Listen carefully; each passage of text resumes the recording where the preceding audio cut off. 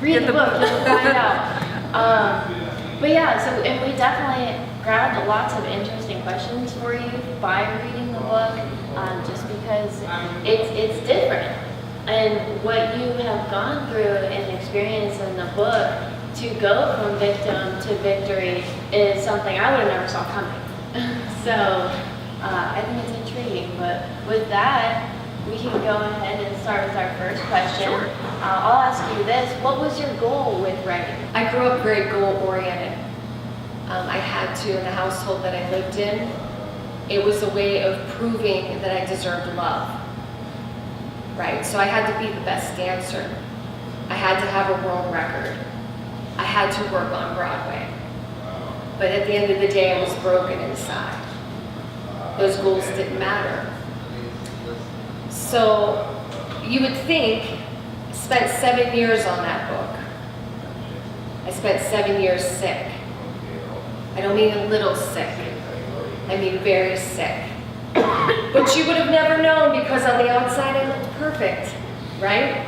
We enter the world and we put on our masks with our clothes and our colors and our smiles, and I'm good. Everything's fine.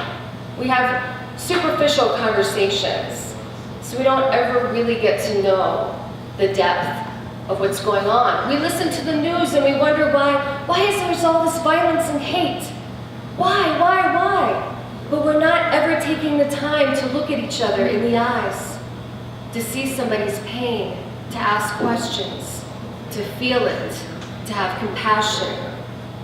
So I never planned on writing a book, and I was willing to do anything to be better.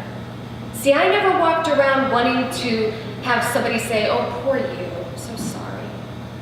I never walked around wanting to be a victim, even though every fiber in my body was programmed, and I say programmed, to be a victim. I was searching for what I knew my authentic self was, which was light and love.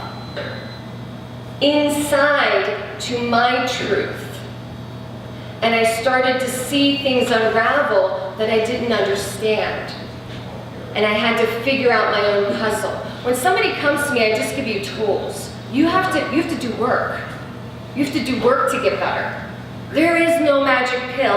I would have found the magic pill, right?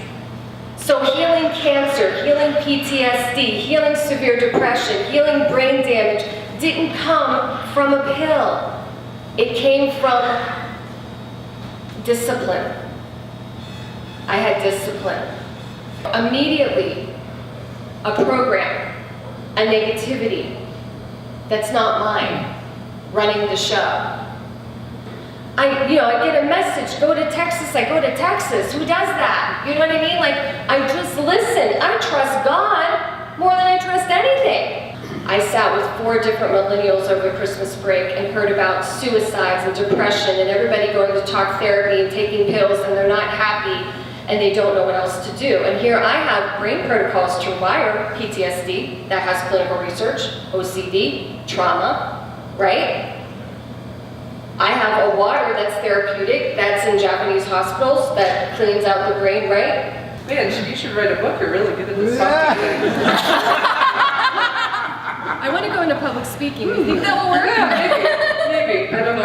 You're a little bit shy, though. I don't know if that'll work out for you. I love how you mentioned that you were part of Broadway and how that's like a part of your story, because so many people, like, that's their goal in life, or that just, they look at that one thing and they think, like, oh, once you get there, you've completely made it and you must have no problems in your life. In the book, I go from believing in God to not believing in God. You know, when things work out, God's good.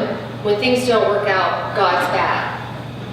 That was my mother's programming.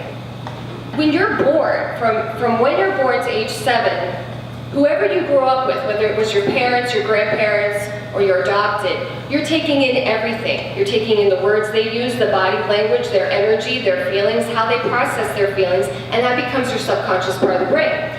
Well, guess what? 95% of your actions are your subconscious part of the brain. That's telling. The reason why my stuff works is we rewire the brain.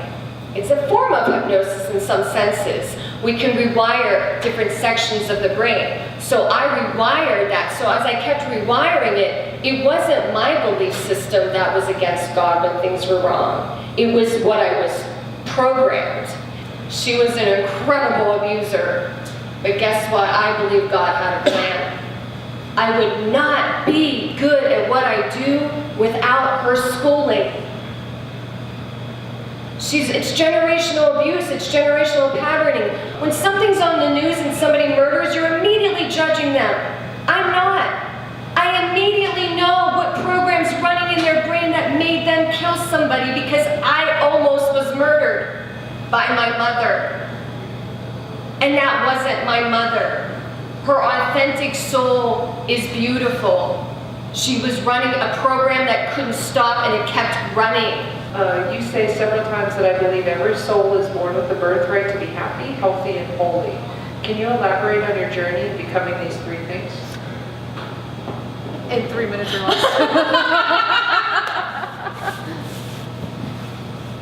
Well, in the story, when I'm 24 and a half, I come home. I'm living in New York City, I go home to Pittsburgh. I'm very, very sick. The doctors can't figure out. It looks like I have mumps, but I don't have mumps. I'm being tested for everything. I'm being over-medicated, and I'm dying in my bed. I call that the spiritual death, right? And Jesus comes over me, and I have this first experience with Jesus. I think that was my awakening to a whole new path. I think that set the tone for me to know that I didn't want to be on medications. I didn't want to be labeled something. And that I was going to trust that something was going to guide me. I think a lot of times people they're programmed in a way of, well, this is the way it is, so I can't really change anything, and I just have to accept it. My mom had cancer, so I had cancer. My mom's depressed, so I have depressed. I come from abuse, so I think there's this sort of like conditioning. I think we need to hear more healing stories. I think we need to know that healing is actually possible. And I think that that's the power of my book. Everybody does deserve to be healthy, happy, and holy. When you're not healthy, it's not because you've done something wrong. That took me a long time because I was sick for many years. It's a teaching. It's actually an incredible spiritual teaching. Sickness is a teaching tool if you are looking at it from that perspective and working with a healer from that perspective. And then the holiness, I think, comes from when you've cleaned all the garbage out, all the negativity, the devil. I had I'm washing away the toxics and the devil. Then holy just naturally happens. You were born with all this bright light. When you see a little baby, you see it. We have that. And we can die with that as well.